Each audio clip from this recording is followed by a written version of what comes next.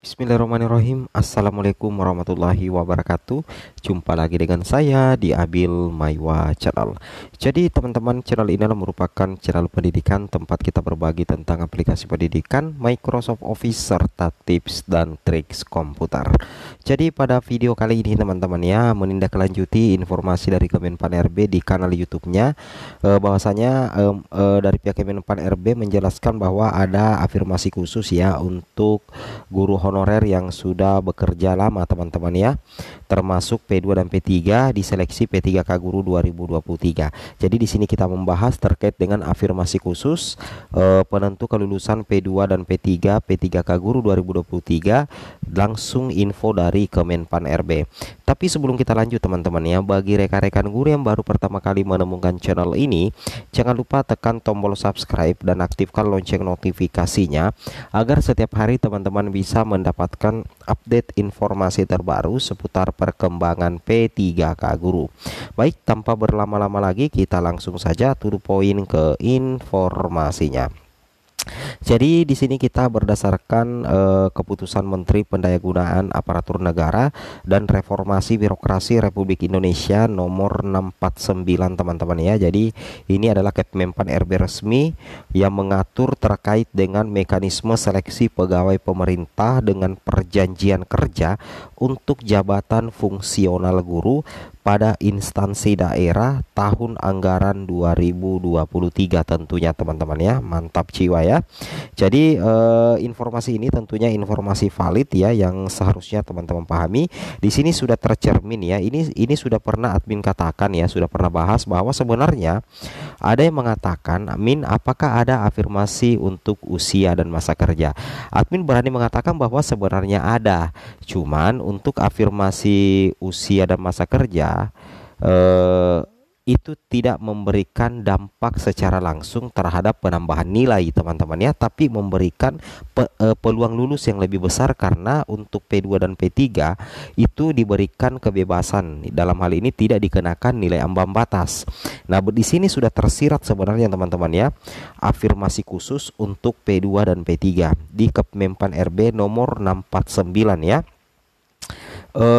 Di sini kalau kita perhatikan di diktum keberapa ya teman-teman ya, di diktum ke 31, pelamar pada kebutuhan khusus dinyatakan lulus seleksi jika berperingkat terbaik pada lowongan kebutuhan jabatan dilamar. Jadi untuk P2 dan P3 teman-teman itu tidak dikenakan nilai ambang batas. Jadi berapapun nilai yang teman-teman dapatkan itu akan masuk dalam tahap perankingan. Contoh misalkan teman-teman ya, di sekolah A misalkan ada formasi 1, pelamarnya ada formasi 2, pelamarnya 2 juga, pelamarnya 3. Nah, jadi nantinya anggaplah ketiga pelamar ini adalah pelamar prioritas 3. Nilainya semuanya rendah, teman-temannya nilainya semua rendah, tetap di ranking di antara nilai rendah dari ketiga pelamar ini siapa yang tertinggi, maka itulah yang akan mengisi formasi. Nah, makanya saya katakan penentu kelulusan untuk P2 dan P3 itu berdasarkan peringkat terbaik tanpa ada nilai ambang batas, dan itu adalah merupakan salah satu bentuk reward untuk afirmasi khusus untuk guru-guru honorer negeri yang memang sudah bekerja di instansi, artinya sudah honor lama teman-teman ya, terutama P2 yang tercatat di BKN dan P3 yang memiliki masa kerja 3 tahun ke atas. Sebenarnya afirmasinya ada, yaitu tidak dikenakan nilai ambang batas ya. Berbeda dengan pelamar umum, di sini dikatakan pelamar kebutuhan umum dinyatakan lulus seleksi jika memenuhi nilai ambang batas dan berperingkat terbaik pada lowongan jabatan yang dilamar teman-teman ya. Jadi meskipun misalkan di sini formasi 2 kemudian pelamarnya 1, tapi P4 ini ternyata tidak lulus nilai ambang batas, itu tetap tidak bisa dikatakan lulus menjadi ASN. Nah, inilah keistimewaan P2 dan P3. Meskipun tidak ada afirmasi usia untuk menambah nilai, tapi sudah diberikan nilai plus lain atau reward ya, yaitu tidak dikenakan nilai ambang batas.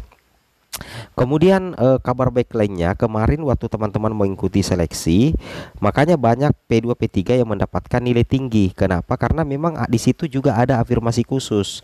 Di sini katakan untuk materi soal seleksi kompetensi bagi pelamar pada kebutuhan khusus, bobot jawaban benar paling rendah 1 dan nilai paling tinggi 5. Berarti semua opsi jawaban untuk teknis P2 dan P3 itu ada bobotnya, ada nilainya. Berbeda kalau pelamar kebutuhan umum. Kalau benar itu dapat nilai 5, kalau salah atau tidak menjawab dapat nilai 0. Sehingga banyak P2 dan P3 yang memang nilainya 500 ke atas karena ada afirmasi khusus di situ terkait dengan bobot nilai, teman-teman ya. Nah, di sini untuk lebih jelasnya terkait dengan afirmasi di sini sebenarnya disebutkan atau dibahas juga oleh Kemenpan RB.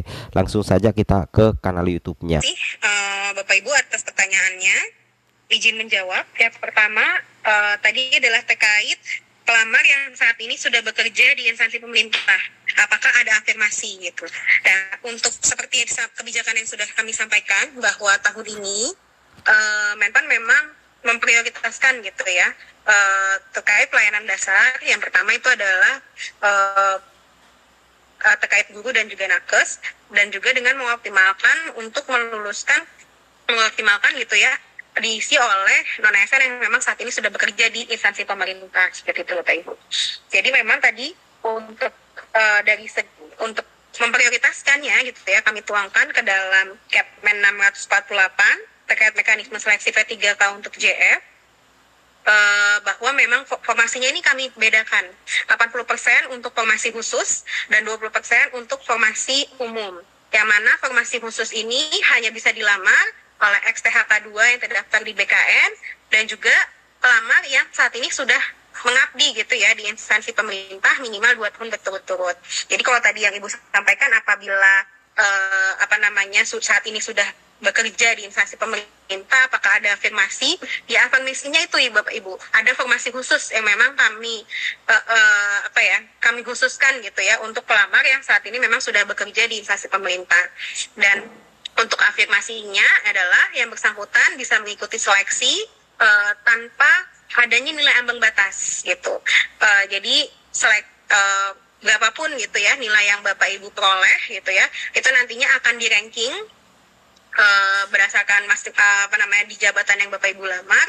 Nah, yang peringkat tertinggi itulah yang akan diterima sebagai ASN. Jadi tidak ada lagi nilai ambang batas untuk di formasi khusus. Jadi mungkin yang di sini kami tekankan gitu ya, dipastikan saja bahwa Bapak Ibu yang sudah melamar, yang sudah saat ini sudah bekerja di instansi pemerintah, monggo dimaksimalkan gitu ya privilege-nya untuk melamar di formasi khusus gitu. Karena apabila Bapak Ibu saat ini sudah bekerja di instansi pemerintah tapi melamarnya di formasi umum, maka privilege-nya ini nggak dapat gitu ya terkait nilai ambang batas ini. Tapi kalau Bapak Ibu memang saat ini sudah bekerja di instansi pemerintah dan melamar di formasi khusus, maka privilege-nya adalah tadi tidak dikenakan nilai ambang batas kelulusan berdasarkan peringkat nilai tertinggi seperti itu.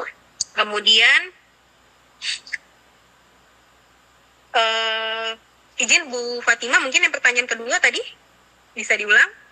Ya, izin pertanyaannya tadi adalah berdasarkan Kepmen Pan RB nomor 649 itu, apakah kebutuhan khusus guru yang memiliki serdik itu akan mendapatkan afirmasi? Jadi ini untuk tenaga guru Mbak Dewi. Baik, terima kasih. Ini terkait guru yang memiliki sertifikat pendidik ya Bapak Ibu. Jadi apabila guru yang bersangkutan gitu ya yang memiliki sertifikat pendidik melamar pada formasi umum gitu ya, maka sertifikat ini akan kami berikan rewards gitu ya, yang mana dia nilai kompetensi teknisnya itu akan nilai maksimal yaitu 100%.